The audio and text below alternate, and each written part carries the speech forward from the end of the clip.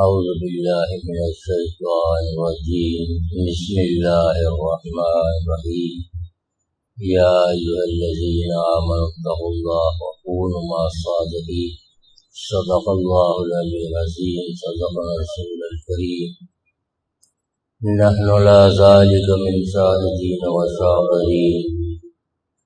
میرے عزیز دوستو، اللہ تبارک و تعالی جل شانہ ومن والہ کا بہت بڑا احسان ہے کہ جس ذات پاک نے ہمیں اس مجلس میں آنے کی توفیق عطا فرمائی.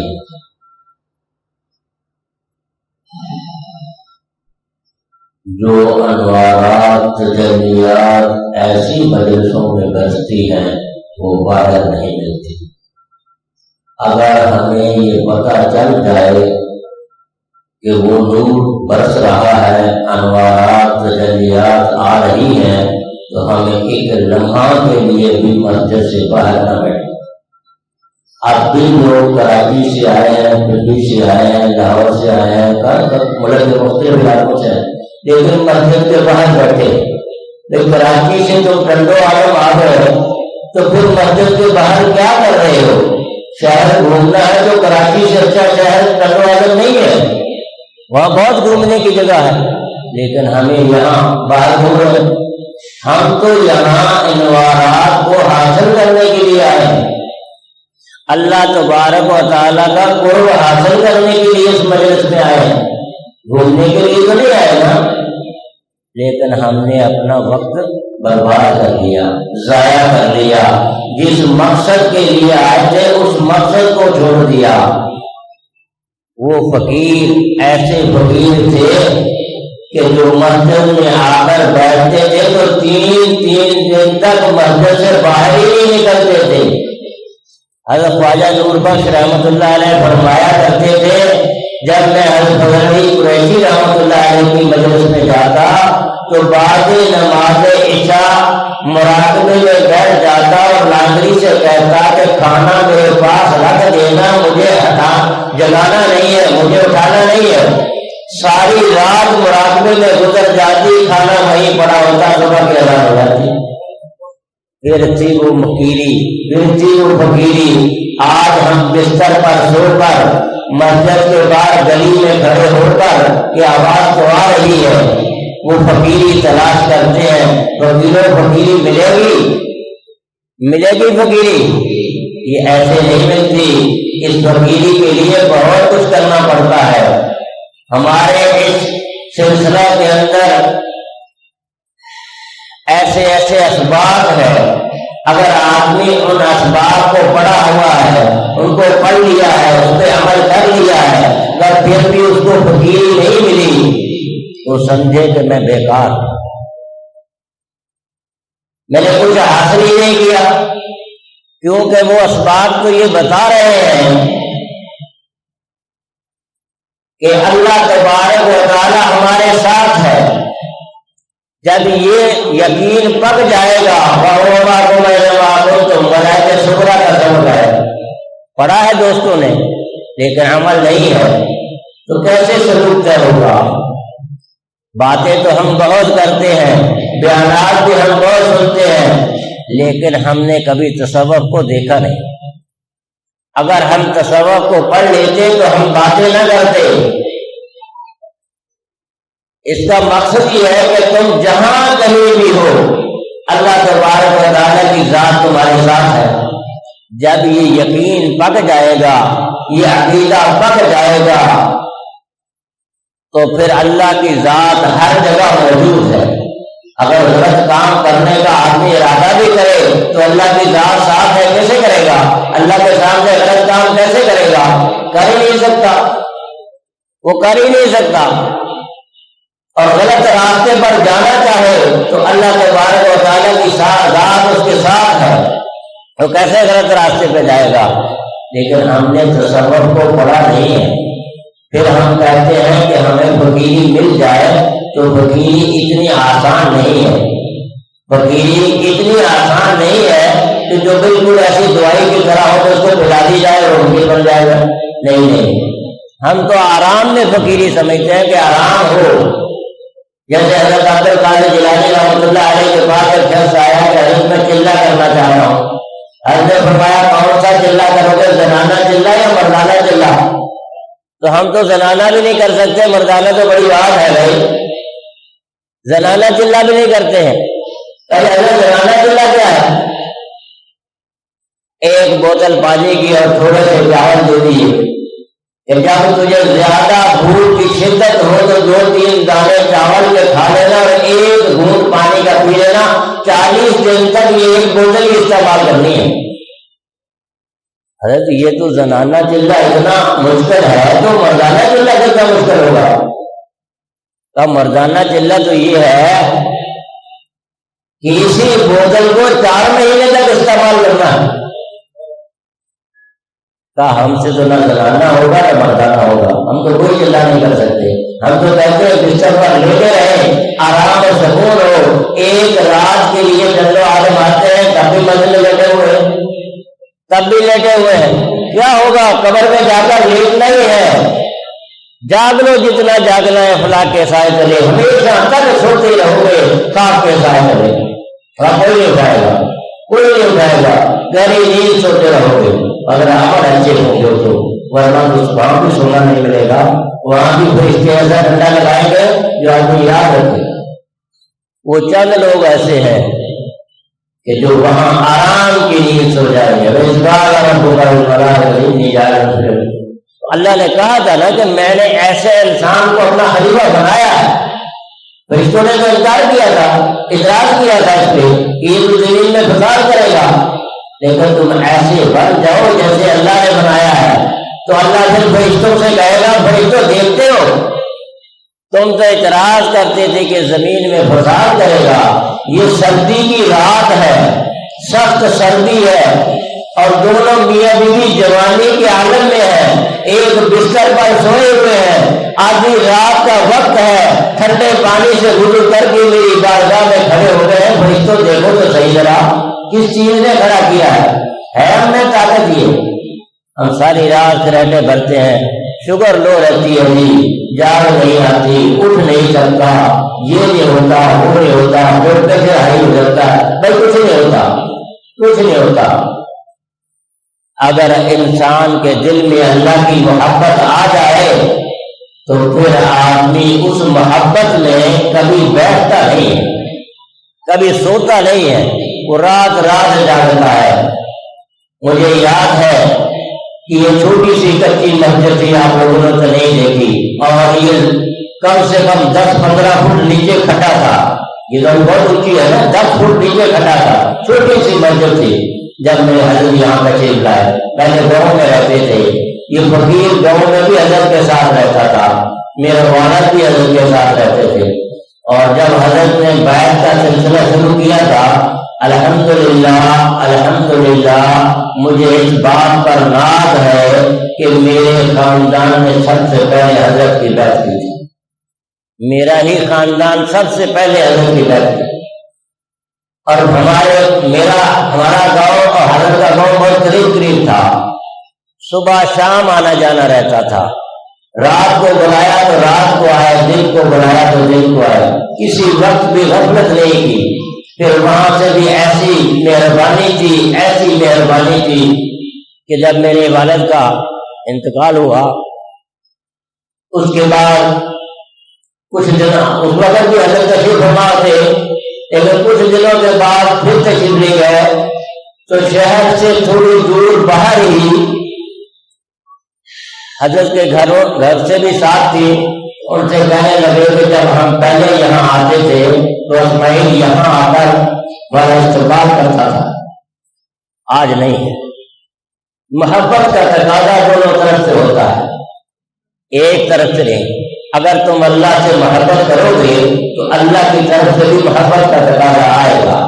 یہ نہیں ہو سکتا کہ پھر تم اللہ سے محبت کرو اور لوگ تمہیں تنگ کریں, ایسا نہیں ہو سکتا. اللہ نہیں چاہتا کہ اپنے بندے کو اس کے بندے کو کوئی دوسرا بندہ تکلیف پہنچائے, ایسا نہیں ہوتا.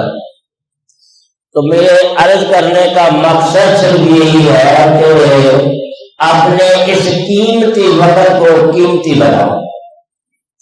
اور اللہ کی رضا کے لیے ہم لوگ یہاں بیٹھے ہوئے ہیں، ہمارا اس کے علاوہ کوئی اور مقصد نہیں ہے، کوئی دنیا کمانی ہے ہم نے یہاں، کوئی یہاں تجارت ہو رہی ہے یا کوئی یہاں کوئی کاروبار ہے یا کوئی منڈی لگی ہوئی ہے، ہم کو سامان خریدنا ہے، نہیں، ہم اللہ کی رضا کو حاصل کرنے کے لیے آئے ہیں، جس مقصد کے لیے ہم آئے ہیں اس مقصد کو کامیاب بنائیں۔ اگر اس مقصد میں ہم کامیاب نہ ہوئے تو یہ بیٹھنا آنا پھر بھی ہمارا نقصان دہ نہیں ہوگا، کچھ نہ کچھ حاصل ہو جائے گا، لیکن وہ مقام جو حاصل ہونا تھا وہ رہ جائے گا۔ حدیث شریف کا مفہوم کچھ اس طرح ہے، علماء حضرات موجود ہے،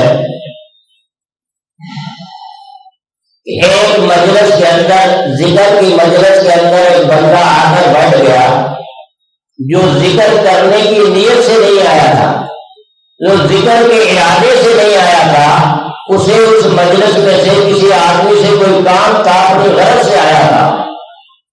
تو جب فرشتوں نے اس مجلس کو دیکھا اور واپس جانے لگے تو اللہ میاں نے پوچھا کہ فرشتوں تم نے کیا دیکھا؟ کہ اللہ تیرے بندے کے اکٹھے ہو کر تیری رضا کے لیے تیرا ذکر کر رہے تھے۔ تو فرشتوں گواہ رہنا کہ میں نے ان کو بخش دیا۔ تو فرشتوں نے عرض کی، یا اللہ اس مجلس کے اندر ایک ایسا بھی بندہ موجود تھا جو تیرے ذکر کے لیے نہیں آیا تھا۔ اے فرشتوں، وہ میرے ذکر کے لیے تو نہیں آیا تھا، لیکن ذکر کرنے والوں کی صحبت میں بیٹھ گیا تھا، اس لیے میں نے اسے بھی معاف کر دیا۔ تو یہ صحبت ایسی ہے، اس صحبت کی برکت سے اس دنیا میں بھی بڑا فائدہ ہوگا اور قبر میں بھی فائدہ ہوگا، حشر میں بھی فائدہ ہوگا۔ حضرت خواجہ نور بخش رحمۃ اللہ علیہ کی بچی کا انتقال ہو گیا تو آپ گھر میں موجود نہیں تھے، ہمارے دادا مقصد ہیں۔ جب آپ گھر آئے تو پتہ چلا کہ بچی کا انتقال ہو گیا ہے، تو آپ نے کہا مجھے ان کی قبر پر لے چلو۔ اس بچی کی قبر پر گئے، وہاں جا کر مراقبہ کیا تو دیکھا کہ بچی قبر میں نہیں ہے، قبر تو خالی ہے۔ تھوڑی دیر بیٹھنے کے بعد بچی قبر میں آ گئی، اس سے پوچھا کہ آپ کہاں تھی؟ قبر تو خالی تھی، آپ قبر میں تھی نہیں۔ کہا میں حضرت بھرنی قریشی رحمۃ اللہ علیہ کی مجلس میں گئی ہوئی تھی، وہاں مجلس تھی، وہاں مجلس میں گئی تھی، وہاں سے مجھے حضرت نے فرمایا کہ تیرے ابا جی تیری قبر پر آئے ہیں اور تم جاؤ ان سے ملو۔ ایسا ہمارے ساتھ ہوتا ہے، ہم بھی اپنے والد کی قبر پر جاتے ہوں گے، والدہ کی قبر پر جاتے ہوں گے، بھائیوں بہنوں رشتے داروں کی قبر پر جاتے ہوں گے۔ کبھی آپ کو قبر سے آواز آئی؟ کسی نے سنی؟ کیونکہ ہمارے اندر وہ طاقت ہی نہیں ہے، وہ قوت ہی نہیں ہے۔ رات کو کھایا، سو گئے، صبح اٹھا کھایا، گھومنے پھرنے چلے گئے، بس وہ طاقت کہاں سے آئے گی؟ طاقت تو ذکر اللہ سے آئے گی، قوت تو ذکر اللہ سے آئے گی، اس دل کی صفائی تو تقوی اور پرہیزگاری سے ہوگی۔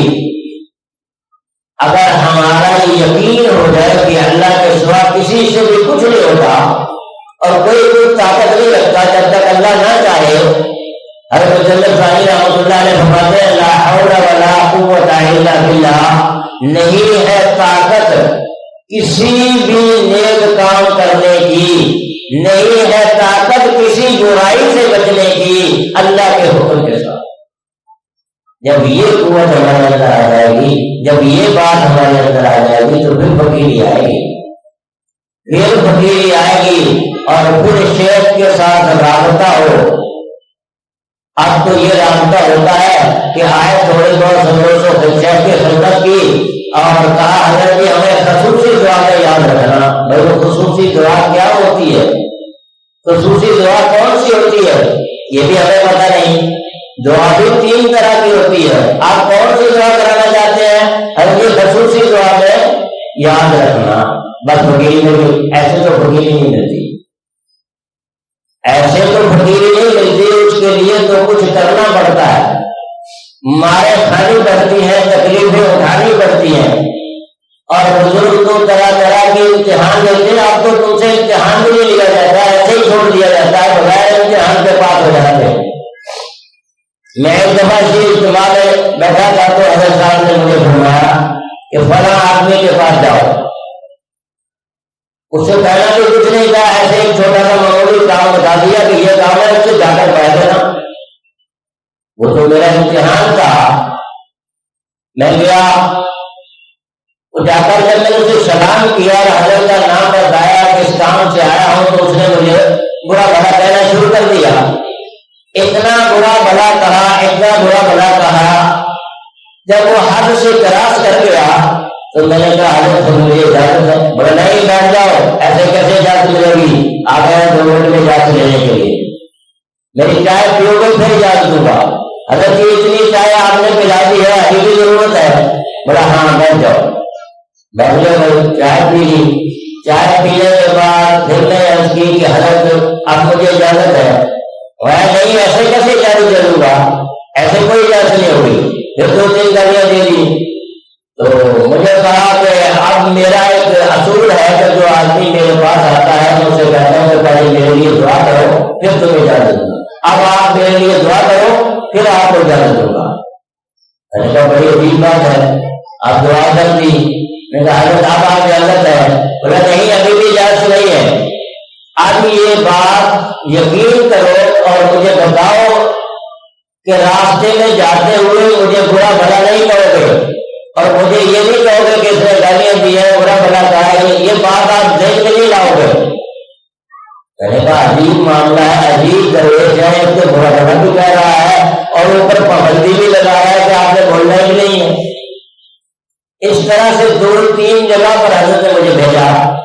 مختلف طریقوں سے بڑے بڑے عجیب واقعات پیش آئے. یہ اللہ کے بندے اگر کسی ایسی جگہ پہ کسی کو بھیجتے ہیں تو اس میں بھی کوئی راز ہوتا ہے، اس میں بھی کوئی حکمت ہوتی ہے. اب تو وہ راز ہمارے اندر سے ختم ہوتے جا رہے ہیں، وہ باتیں بھی ختم ہوتی جا رہی ہیں کیونکہ ہم وہ طاقت نہیں رکھتے. اب ہم وہ طاقت نہیں رکھتے. پہلے بزرگ 70,000 لاکھ دفعہ اس میں ذات کا ذکر کرتے تھے. اب ہم 5,000 بھی نہیں کر پاتے اور کہتے ہیں کہ فقیر مل جائے. تکبر ہمارے ذہن سے نکلتا نہیں، حسد ہمارے ذہن سے نکلتا نہیں. بس ہم کہتے ہیں کہ شیخ سے محبت ہے. کیسی محبت ہے؟ میں آپ کو محبت کا چھوٹا سا واقعہ بیان کرتا ہوں اپنے والد کا، جو میں نے آنکھوں سے دیکھے ہیں. میں 5 سال کا تھا جب اس خاندان میں آیا تھا. آج میری عمر 77 سال کے قریب ہے. 5 سال کی عمر میں اس خاندان میں آیا تھا. آج 70 سال میری عمر ہے. میرے والد صاحب ٹی بی کے مریض تھے. اس وقت میں ٹی بی کی بیماری کا علاج نہیں ہوتا تھا، لاعلاج مرض تھی. ڈاکٹروں نے لاعلاج اقرار دے دیا تھا. تو اس وقت میں حضرت صاحب نے ایک ڈرم کی بات کی کہ مجھے ایک ڈرم چاہیے جو پانی ڈالنے کے لیے ہوتا ہے. گاؤں میں کوئی گھر بنا رہے تھے، اس کے لیے ڈرم چاہیے تھا، اس میں پانی ڈالنا تھا. تو ہمارا گاؤں جو ہے وہ تقریباً کوئی حضرت کے گاؤں سے 1.5 میل کے فاصلے میں تھا. تو والد صاحب نے ڈرم اپنے سر پر رکھا. بخار بھی تیز ہے، ٹی بی کے مریض ہیں، ڈاکٹر نے لاعلاج اقرار دے دیا ہے اور ڈرم اپنے سر پر رکھ لیا. بڑا بھائی یہاں موجود ہے، انہوں نے بھی کہا، میرے محمود بھائی سے انہوں نے بھی کہا کہ ہم بیل گاڑی پہ رکھ کے چھوڑ آتے ہیں، آپ بیمار آدمی ہیں، چل نہیں سکتے، آپ کیسے لے کے جاؤ گے؟ کہا نہیں، میرے شیخ نے مجھے حکم دیا ہے، میں نہیں لے کے جانا. اس عالم نے بھی ڈرم سر پہ رکھا ہے. 2 میل 3 میل سفر کر کے حضرت کی طرف گھر پہنچے. آج ہے کوئی ایسا بندہ؟ آج تو تھوڑا سا گھنٹے جو ہے وہاں مسجد کے شہر میں سو جائے گا، بیان چل رہا ہے حضرت کا، وہاں سویا ہوا ہے. آیا کراچی سے ہے، دلی سے ہے، لاہور سے ہے، وہاں سویا ہوا ہے. میرا بیٹے سے ہائی کا میں نے بیان نہیں سنا. یہ محبت کے تقاضے نہیں ہے، یہ محبت نہیں ہے. محبت تو یہ ہے کہ جو شیخ نے حکم دیا ہے اس کی تعمیر کی جائے. اور پھر یہ معاملہ تھا کہ آپ رات کو فرماتے ہیں چھوٹے چھوٹے سے مان لگے کہ میں رات کو بہت رویا اور روتے روتے سو گیا. تو حضرت صدیق رضی اللہ عنہ، حضرت فاروق رضی اللہ عنہ آئے اور فرمایا اسماعیل بیماری تو لگ گئی تھی لیکن شور بہت کیا، لاؤ اپنا ایکس رے دکھاؤ۔ ایکس رے دیکھ کر فرمایا ابھی کچھ نہیں ہے۔ اس دن کے بعد نہ دوائی لی نہ کوئی گولی لی، اور کافی 30-35 سال زندہ ہے، کبھی دوائی نہیں کھائی۔ علاج وہاں سے ہوتا ہے۔ وہ بشار نے کہا ہم یہاں کر گئے تو مدینہ خبر گئی، طرف کر کے دیکھو خبر تو مدینے جائے گی، لیکن ہمیں تڑپنا ہی نہیں آتا، ہمیں رونا ہی نہیں آتا۔ روئے گا تو وہ جس کے اندر میں کچھ ہوگا، جو اندر میں بھرا ہوگا وہی باہر آتا ہے۔ جب اندر میں کوئی چیز نہیں تو باہر میں کچھ نہیں۔ بات کرنے سے بولنے سے حاصل نہیں ہوتا۔ میرے دوستوں میں عرض کروں گا کہ اپنے آپ کو اللہ کے سپرد کر دو، جیسا اللہ چاہتے ہیں ویسا اپنے آپ کو بنا دو، پھر کامیابی ہے۔ اگر ویسا نہیں بناؤ گے تو کامیابی نہیں ہوتی، وہ مقام حاصل نہیں ہوتا، وہ مقام حاصل نہیں ہوگا۔ خیر تو مل جائے گا، ثواب تو ملے گا، لیکن وہ مقام نہیں، وہ مقام نہیں۔ اس مقام کو حاصل کرنے کے لیے ہمیں اللہ والوں کی صحبت میں آتے ہیں، ان سے اللہ کرنا سیکھتے ہیں، ان کا ادب و احترام کرتے ہیں۔ ادب و احترام بھی صرف زبان سے نہیں کرنا ہے، اپنے عمل سے بھی ثابت کرنا ہے کہ ہم اپنے شیخ کا ادب کرتے ہیں یا نہیں کرتے۔ میرے حضرت فرمایا کرتے تھے آپ ایم پی سوائی ریلوے اسٹیشن پہ ہوتے تھے تو وہاں کرسی پہ بیٹھتا تھے، بولا کرسی ہمارے پاس کھڑی ہوتی ہے، کوئی دوست آتا ہے تو اسے کہتے ہیں کرسی پہ بیٹھ جاؤ، تو وہ تو بیچارہ ادباً یہ کہتا ہے کہ شیخ کے سامنے کرسی پر کیسے بیٹھوں، وہ نہیں بیٹھتا، نیچے بیٹھتا ہے۔ بولا ہمیں دکھ ہوتا ہے کہ اس نے حکم عدلی کی ہے، ہم نے اسے حکم دیا تھا کرسی پہ بیٹھنے کا، لیکن وہ بیٹھتا نہیں، وہ اپنی طرف سے ادب بناتا ہے۔ نہیں، جو شیخ کا حکم ہے اس حکم کو پورا کرنا ہے، وہ ادب ہے۔ اگر اس حکم کو چھوڑ کر دوسرا معاملہ کیا تو وہ حکم نہیں ہے، وہ ادب کے خلاف ہے، ایسا بھی معاملہ نہ ہو۔ اور پھر اس خانقاہ میں اللہ تبارک و تعالیٰ کا یہ فضل ہے کہ میں نے حضرت فضل علی قریشی رحمۃ اللہ علیہ کی درگاہ پر بھی مجلسیں دیکھی ہیں، اپنے حضرت کے ساتھ بہت دفعہ سفر میں وہاں حضرت تشریف لے گئے، پھر فقیر بھی ساتھ تھا، بہت سارے فقیر اور بھی ساتھ تھے جو دنیا سے چلے گئے ہیں، اب وہ دنیا میں نہیں ہے۔ تو وہاں جو انوارات تجلیات کو برستے دیکھا، وہی انوارات وہی تجلیات ہم نے اس مجلس کے اندر بھی برستی دیکھی ہے۔ یہی تجلیات مسکین پور شریف میں بھی برستی ہیں اور وہی تجلیات یہاں بھی برستی ہیں، لیکن دیکھنے والا کوئی ہو تو یہاں بڑی تجلی ہے، بڑے انوارات ہیں۔ 40 سال تک مرتا فرما رہے تھے کہ اس خانقاہ میں بیٹھ کر میرے شیخ نے اللہ اللہ کی ہے اور لوگوں کو بھی اللہ اللہ بتائی ہے۔ حضرت کلیم اللہ شاہ صاحب جب مثال فرمانے لگے، یہ حضرت فضل قریشی رحمۃ اللہ علیہ کے نواسے تھے، جب مثال فرمانے لگے وقت قریب آیا تو کہنے لگے کہ یا اللہ میں نے 40 سال اس خانقاہ کی اور اس قبر والے کی خدمت کی ہے، 40 سال اس خانقاہ کی بھی خدمت کی ہے، اور اس خانقاہ کے اندر جو مزار حضرت کا بنا اس کی طرف اشارہ کر کے فرمایا کہ میں نے اس کی بھی خدمت کی ہے، اے اللہ میرا حق بنتا ہے کہ مجھے معاف کر دیا جائے۔ 40 سال اس خانقاہ میں آنے والوں کے جوتے اٹھائے ہیں، ان کی خدمت کی ہے، انہیں کھانا کھلایا ہے، یا اللہ ان کو میں نے ہر طرح سے ان کی خدمت کی ہے اور اس خانقاہ والے کی بھی خدمت کی ہے، اب میرا حق بنتا ہے کہ میری بخشش کر دی جائے۔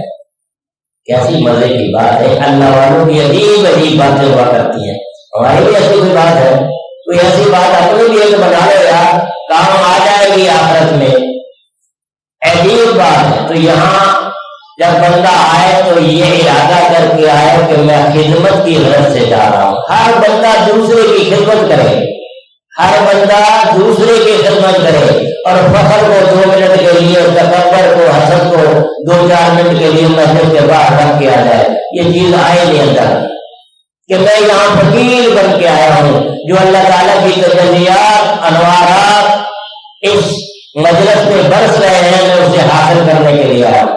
میرے والد صاحب فرماتے تھے کہ میں ایک دفعہ اگر جو سانگڑ میں تشریف لے گئے تو میں رات کو نہ پہنچ سکا، مجبوری ہو گئی، تو دوسرے ساتھی وہاں موجود تھے۔ جب میں صبح کو گیا تو میں نے دیکھا کہ جو رات سے حضرت کے ساتھ ساتھی تھے ان کے چہرے تجلیات اور انوارات سے اتنے چمک رہے تھے کہ میرا چہرہ ان کے مقابلے میں کم تھا۔ تو میں سمجھ گیا کہ رات جو انوارات برستے ہیں وہ ساروں کے چہروں کو روشن کر چکے، میں دور سے آیا، مجھے اس میں کم حصہ ملا۔ ہمیں پتا ہے کہ ہم مسجد کے باہر بیٹھے ہوئے انوارات کو مسجد کے اندر برس رہے ہیں، جیسے حضرت علی قریشی رحمۃ اللہ علیہ سے پیر عبد المالک رحمۃ اللہ علیہ عرض کی کہ حضرت جی جو تجلیات، یہ اللہ کی رحمت مخلوق خدا کو تنگ کرنے کے لیے باہر برس رہی ہے، یہ اندر نہیں برس سکتی۔ وہ گندم اٹھانے کے لیے کہا تھا نا کہ یہ گندم میں نے تیار کر کے رکھی ہے، فقیروں اٹھا کے اندر رکھ دو، سارا سال فقیر آئیں گے کھاتے رہیں گے۔ تو 70-80 آدمی زمیندار تھے، وہ صبح سے گندم اٹھانے لگے، 30-35 من ہوگی۔ عصر کی نماز کا وقت ہو گیا، تھک گئے، گندم ختم نہیں ہوتی، جتنی اٹھائی اتنی پڑی ہوئی ہے۔ آخر کی عبد المالک رحمۃ اللہ علیہ کی حضرت، یہ جو رحمت باہر برس رہی ہے جس سے ہم تنگ آ گئے، تھک گئے ہیں، اب ہماری طاقت نہیں، یہ رحمت اندر نہیں برس سکتی۔ آپ ہنس پڑے اور اپنی چادر بچا دی، بڑا اس میں ڈال دی، اس میں ڈال دی، بولے یہ سارا سال فقیر کھائیں گے، ختم نہیں ہوگی، کبھی ہمارے لیے اس گودی میں سے ختم ہوتی ہے یا نہیں ہوتی؟ یہ توقع ہمارے اندر نہیں تھا۔ حضرت صاحب جو ہے جنگل سے لکڑیاں کاٹ کر لاتے تھے، پھر اس کو دھو کر مکان کی چھت پہ رکھ کے سکھاتے تھے، پھر لنگر میں جلا کر کھانا پکاتے تھے، ایسا تقویٰ تھا۔ پھر حضرت نبی کریم صلی اللہ علیہ وسلم نے فرمایا تھا قریشی تو بڑا نہیں ہوا ہے، اٹھ میری امت کو جہنم کی آگ سے بچا، اور تم تو اس خاندان میں ہو، ہم تو اس خاندان میں ہیں جس خاندان کو نبی کریم صلی اللہ علیہ وسلم نے فرمایا کہ تم بڑے نہیں ہوئے ہو، اٹھو میری امت کو جہنم کی آگ سے بچاؤ۔ اور پھر فرمایا واہ قریشی واہ، تو نے ایسی جماعت بنائی ہے کہ روئے زمین پر ایسی جماعت نہیں ہے، یہ تیری جماعت نہیں، یہ میری جماعت ہے، ہم تو اس جماعت میں ہیں، یہ وہی جماعت چلی آ رہی ہے، یہ دوسری نہیں ہے، وہی فیض ہے جو مسلم شریف سے چلا تھا، بلند شریف گیا، بلند شریف سے گنڈواٹم میں آیا، یہ وہی سلسلہ ہے، اس میں ختم نہیں ہوا، یہ وہی جماعت ہے، لیکن ہم نے وہ قوت نہیں جو اس کو حاصل کرے۔ اس قوت کو حاصل کرنے کے لیے اللہ والوں کی خدمت میں آ جاؤ، ان کی خدمت کرو، ان کی صحبت اختیار کرو، جس طرح سے یہ بتائیں اس پر عمل کرو، اس پر عمل کرو۔ ذکر اللہ ایک ایسی چیز ہے کہ جو حدیثوں میں آتا ہے، وہ ایسا بیٹھے ہوئے ہیں کہ اتنا نبی پاک صلی اللہ علیہ وسلم فرمایا اتنا ذکر کرو، اتنا ذکر کرو، لوگ تمہیں دیوانہ کہیں، ہمیں تو کوئی دیوانہ نہیں کرتا، اس کا مطلب ہم ذکر ہی نہیں کرتے، ہم ذکر نہیں کرتے، زبانی باتیں کرتے۔ میں نے بہت دیکھے حضرت کی زندگی میں فقیر آیا کرتے تھے، حضرت جی ہم 70,000 کرتے ہیں، ہم 80,000، مجھے تو کوئی نظر نہیں آیا، ابھی وہ سب چلے گئے، کوئی 70,000 والا نہیں ہے، سب بھاگ گئے، کوئی نہیں کرتا۔ ایسے آگے سب جھوٹ بولتے ہیں کہ ہم 70,000 ذکر کرتے ہیں، جو 70,000 ذکر کرے گا اس کی پیشانی بتائے گی کہ ذکر کرنے والا، اس کی شکل بتائے گی کہ ذکر کرنے والا ذاکر ہے۔ 70,000 ذکر کوئی ایسا ہی آسان کام ہے، اس کی پیشانی بتائے گی، اس کا وجود بتائے گا، اس کے وجود سے خوشبو آئے گی۔ 70,000 ذکر کرنا کوئی آسان کام نہیں ہے، اور وہ کہتے ہیں ایسے ہی کرتے ہیں، 70,000 کیا 20-25,000 جو کم سے کم تعداد ہے اس کی 25,000 وہ بھی کر لیں، تب بھی ہمارے جسم سے خوشبو آنا شروع ہو جائے گی، تب بھی اللہ تعالیٰ کی معرفت و محبت کا جوش آئے گا۔ ہم نے تو اسباب ہی نہیں پڑھے، اسباب پر محنت نہیں کی، پھر کہتے ہیں کاروبار نہیں ہے، لین دین میں ہمارا معاملہ صحیح نہیں ہے، کاروبار میں صحیح نہیں ہے، گھر میں صحیح نہیں ہے۔ جب اس کا یہ یقین ہو جائے گا جہاں کہیں تم اللہ تمہارے ساتھ ہے، اللہ تمہارے ساتھ ہے، تم اپنی بیوی سے لڑو گے، اللہ کے سامنے اپنی بیوی کو برا کہو گے، اللہ کے سامنے اپنے بچوں کو گالی دو گے، اللہ کے سامنے دوسری مخلوق کو تنگ کرو گے، یہ یقین نہیں بنا، یہ یقین نہیں بنا ہے۔ اب کہتے ہیں یہ 313 صحابی تھے تو بہت بڑی فتح کر لی تھی، یہاں 313 بنتے ہی نہیں تو فتح کہاں سے آئے گی؟ ایک ہی بنے، ہمارے حضرت فرمایا کرتے تھے ایک ہی بن جائے تو بہت ہے، لیکن بندہ بن جائے، لیکن جب وہ بن جاتے ہیں پھر وہاں ایسا مقام پا لیتے ہیں۔ نبی کریم صلی اللہ علیہ وسلم نے فرمایا کہ قیامت والے دن اگر اللہ تعالیٰ نے مجھے پوچھا کہ پیش کرو میں ان کا حساب لوں، کون لوگ ہیں، کس کو بنا کر آئے ہو، کیا کر کے آئے، تو میں حضرت بکر صدیق عمر فاروق کو پیش کر دوں گا۔ یہ دو کا لفظ چلا رہا ہے، کیسے بنائے تھے دونوں؟ 1,24,000 انبیاء ہیں، ہم صحابی ہیں، ہم کسی کے درجے میں کمی پیشی نہیں کرتے، ہمارے لیے آنکھوں کے تارے ہیں، لیکن یہ دو ایسے بنائے تھے کہ صدیق اکبر کا مقام انبیاء کے بعد اگر کسی کا مقام ہے تو صدیق اکبر، ہم اسی سلسلے سے تعلق رکھتے ہیں، ہمارا سلسلہ نقشبندیہ صدیق اکبر سے ملتا ہے۔ حضرت امداد اللہ مہاجر مکی رحمۃ اللہ علیہ پوچھتے ہیں سے کسی نے پوچھا حضرت اگر اللہ نے پوچھا کیا بنا کر آئے ہو، بولا میں دو کو پیش کر دوں گا۔ حضرت عبدالرشید گنگوئی رحمۃ اللہ علیہ، مولانا قاسم نوتوی رحمۃ اللہ علیہ، اللہ میں یہ دو بنا کر لایا۔ حضرت فضل علی قریشی رحمۃ اللہ علیہ سے کسی نے پوچھا کہ حضرت اللہ نے پوچھا کہ کیا بنا کر آئے ہو، تو کہا میں خواجہ نور بخش رحمۃ اللہ علیہ عبدالغفور مدنی رحمۃ اللہ علیہ کو پیش کر دوں گا، میں دو بنا کر لایا۔ بلکہ حضرت خلیفہ کوئی 102 کے قریب ہے تو فرمایا میں دو کو پیش کر دوں گا تو میں بنا کر لایا۔ ہمارے حضرت علی احمد رحمۃ اللہ علیہ سے کسی نے پوچھا تو آپ نے فرمایا کہ میں حضرت اسماعیل اور مولانا عبد الکریم رحمۃ اللہ علیہ کو پیش کروں گا کہ یا اللہ پاک نے دو بنا کر لایا۔ خلیفہ جو حضرت کے بھی بچہ آپ کے قریب ہے، یہ فقیر بھی ہے اس میں شامل ہے، دوسرے بھی میرا خیال چند ایک ساتھی شاید حضرت کے خلیفہ اب بھی زندہ ہے، یہاں مجلس میں بھی شاید ایک دو ہوں گے، حضرت نے تو دو کا مطلب فرمایا، تو بنے دو ہی ہے، باقی بھی معروف نہیں رہیں گے، نعمت انہیں بھی ملے گی، نفع انہیں بھی ملے گا، کیونکہ صحبت اور تعلق ایسا ہے کہ یہ تعلق اس دنیا میں بھی کام آئے گا اور عالم آخرت میں بھی کام آئے گا، قبر میں بھی کام آئے گا۔ یہ تعلق ایسے کام آتا ہے، کبھی حال ہی میں مجھے ایک دوست بتا رہے تھے کہ ہمارے وہاں ناگرا میں کوئی مینیجر آیا، وہ حضرت کے مریضوں میں سے تھا، تو وہ کہتا ہے کہ میں جب وہاں اندر گیا وہ کارڈ بنانے کے لیے تو اس نے میری طرف دیکھ کر کہا کہ آپ دروازوں سے تعلق رکھتے ہیں، دروازوں والے بزرگوں سے تعلق رکھتے ہیں؟ تو میں نے کہا ہاں میں رکھتا ہوں، تو کہا جلدی سے مجھے بٹھا دیا اور بیٹھو 2 منٹ میں اس کا کام کر دیا۔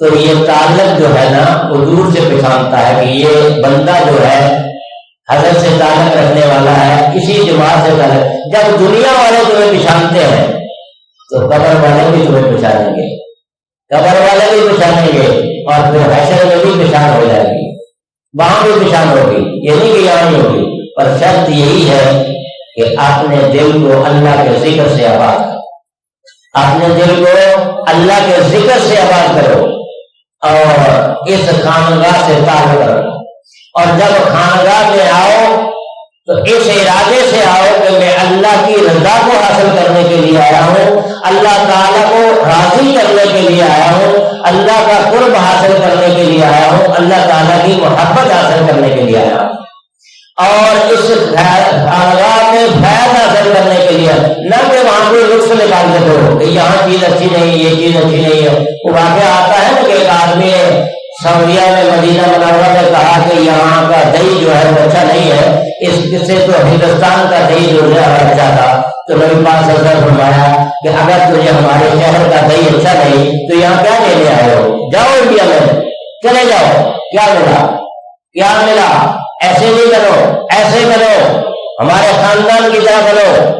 حضرت عبدالرشید رحمۃ اللہ علیہ حضرت خواجہ نور بخش رحمۃ اللہ علیہ کے ساتھ زادے روزہ رسول پر دعا مانگنے کے لیے گئے، سلام عرض کرنے کے لیے گئے ہیں، کہتے گریہ تاری ہوئی ہے، نبی پاک صلی اللہ علیہ وسلم نے فرمایا درشید کچھ جناب ٹھہر جاؤ، آئی آواز۔ یہ ابھی مولانا صاحب بیان کر رہے تھے کہ جو 2 حج یا 4 حج کرتا ہے وہ الحاج لکھاتا ہے، الحاج سے لکھاتا ہے، پر کبھی آواز آئی روزے سے کہ ٹھہر جاؤ؟ نہیں آئی نا؟ میرے خاندان میں آ جاؤ، میرے خاندان کی طرح بن جاؤ، آوازیں آئیں گی، آواز آئے گی، بلاوا آئے گا کہ ٹھہر جاؤ میرے روزے پہ نہیں جانا، خود گورنمنٹ آ کے تمہارے اس پہ ٹپا لگائے گی، خود آ کے ٹپا لگائیں گے کہ آپ جتنے دن رہنا چاہتے ہو رہو، کوئی روکنے والا نہیں، لیکن وہ تقویٰ تو پیدا کرو، وہ قوت تو پیدا کرو۔ ان کی وفات کا معاملہ بھی ایسا ہی ہے، کراچی سے نکلے، ڈاکٹر نے کہا ایک قدم بھی چلو گے موت واقع ہو جائے گی، آپ نے کہا نہیں میں تو تبلیغ کرتا ہوا جاؤں گا۔ رات کو والد صاحب کہتے ہیں عبد الرشید ٹائم بہت تھوڑا ہے جلدی کرو، توبہ کر لیں گے نا، پتہ چل گیا موت آ رہی ہے، توبہ کر لیں گے نا، گناہوں کی معافی مانگ لیں گے نا۔ دوسرے دن پھر رات کو عبد الرشید ٹائم بہت تھوڑا ہے جلدی کرو، وقت نہیں ہے، پھر بھی معافی مانگنے کا ٹائم ہے، گناہوں کی توبہ کرنے کا ٹائم ہے۔ تیسری رات پھر آیا عبد الرشید اب وقت نہیں ہے، اب وقت نہیں ہے، بس صبح کو 9 بجے انتقال ہو جاتا ہے۔ اب بتاؤ اب اس میں بھی کبھی ایسا ہوا جب ہم ایسا تقویٰ کریں گے، ایسی عبادت کریں گے، وَهُوَ مَعَكُمْ أَيْنَمَا كُنتُمْ، جہاں کہیں تم ہو اللہ کی ذات تمہارے ساتھ ہے۔ جب یہ گمان پکا ہو جائے گا، یہ آوازیں بھی آئیں گی، قبر پہ جاؤ گے وہاں سے بھی آواز آئے گی، ذکر کی آوازیں بھی آئیں گی، اللہ کی طرف سے انوارات بھی آئیں گے، شیخ کا دل بھی تمہیں دیکھ کے خوش ہو جائے گا۔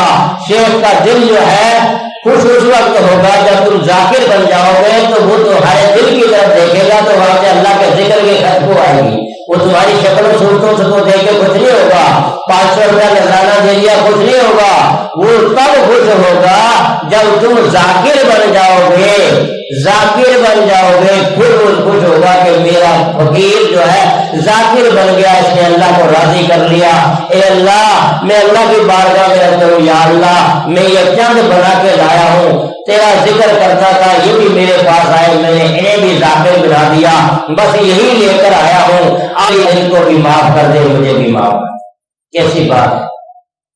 جیسے نبی کریم صلی اللہ علیہ وسلم نبی کریم صلی اللہ علیہ وسلم رات کو دن کو امت کے لیے رو رو کر دعائیں مانگتے تھے کہ یا اللہ میری امت کو جہنم سے بچا۔ یہی کہتے تھے نا، یہ امت بچتی پھر بھی نہیں ہے، زبردستی دوزخ کی طرف جاتی ہے۔ اسی طرح سے شیخ بھی ساری رات مسلح میں روتا ہے، اے اللہ میرے متقین کو، میرے مریضین کو جہنم سے آگ سے بچا کے جنت میں جانے والا بنا دے۔ تم تو سوئے ہوتے، ہم تو سوئے ہوتے ہیں نا، شیخ مسلح میں رو رہا ہے یا اللہ ان فقیروں کو جہنم سے بچا کے جنت میں جانا۔ وہ یہی چاہتا ہے۔ وآخر دعوانا الحمدللہ رب العالمین۔